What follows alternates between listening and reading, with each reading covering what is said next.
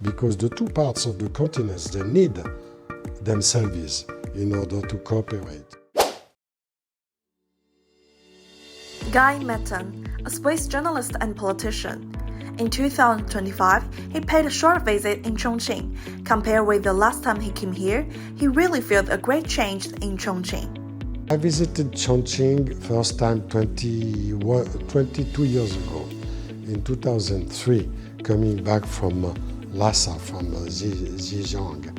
And at the time, Chongqing was a big city, but not so big, and not so, let's say, high level or high-tech city. Now it's quite, it's the biggest city in China, but also the biggest industrial city. So I think the achievements which have been done these last 2 decades are very impressive in all, for instance, just an example.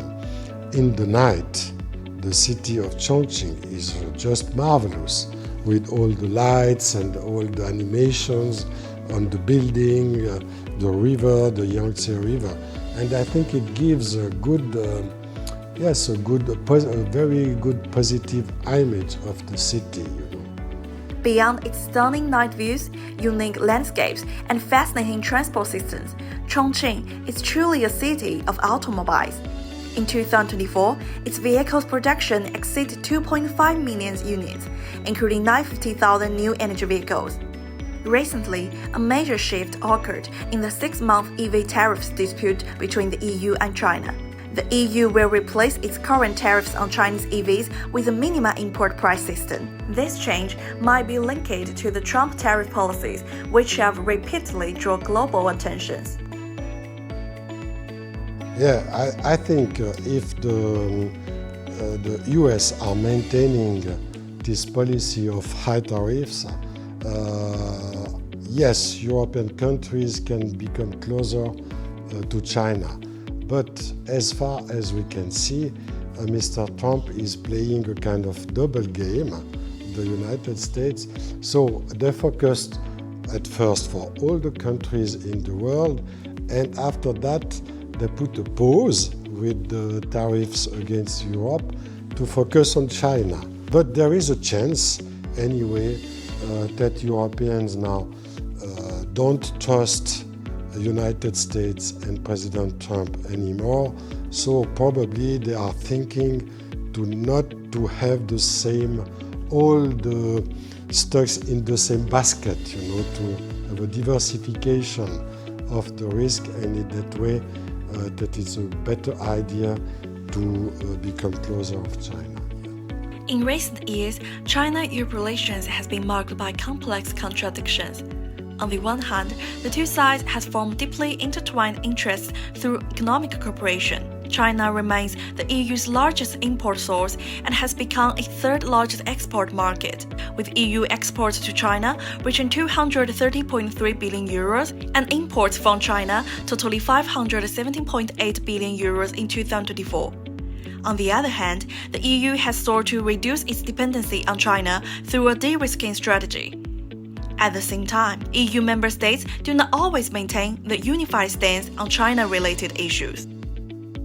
China is strong because China has two qualities. China it knows where to go.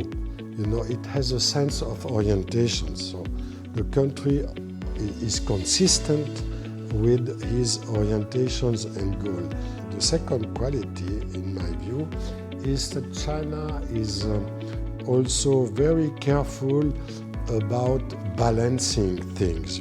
China does not only rely on economy. That's sure very important, but also consider that the educational development, the cultural development, the social development are very important. And I think that's a good soft power of China around the world. It's strategically important to improve the exchange with China in all matters, not only commercial, but also maybe cultural, educational.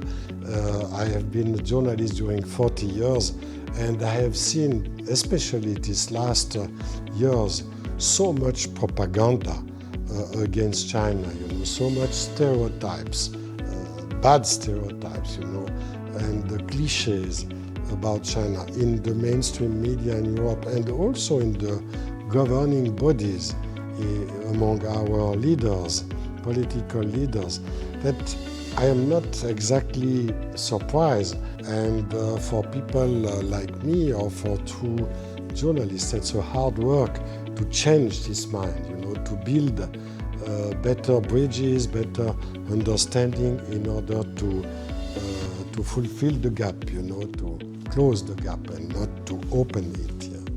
I personally write all the time articles and books and so on, so I will continue to do it. And I think now maybe it's time to do something about how the West is considering China. You understand? To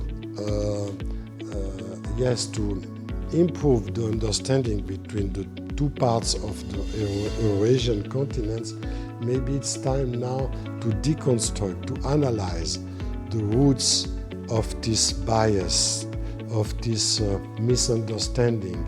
I am pretty optimistic that in the long term or the mid term, the image of China will improve in Europe, because the two parts of the continents, they need themselves in order to cooperate.